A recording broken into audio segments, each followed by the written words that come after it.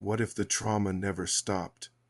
Because it's being replayed every single day. Not in chains, not in laws, but in screens.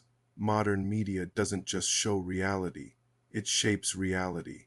And what if some narratives are quietly reinforcing old psychological wounds? Media controls what people see, what people believe, and what people fear. If trauma is constantly shown, replayed, and amplified, the brain never leaves survival mode, and survival mode is not the same as living. But here's the twist.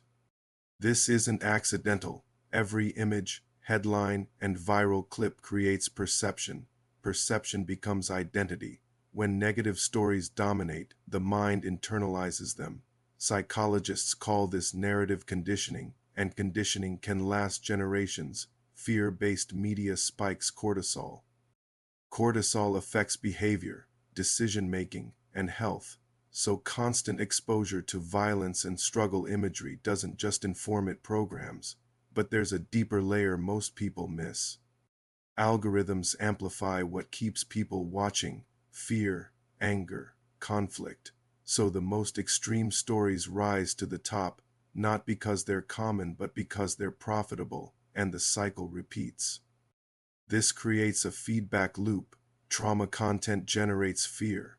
Fear generates clicks. Clicks generate more trauma content. It's a psychological treadmill. But here's the shocking part. Positive stories rarely go viral. Success, innovation, and progress are quieter. But struggle and chaos dominate the feed. So the digital world becomes a distorted mirror, and distorted mirrors shape identity.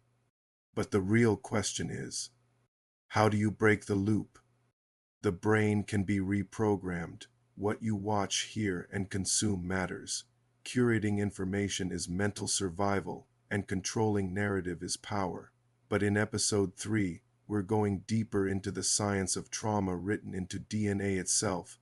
What if history literally changed biology? And what if it can be reversed? Episode 3 reveals the science nobody explains in school.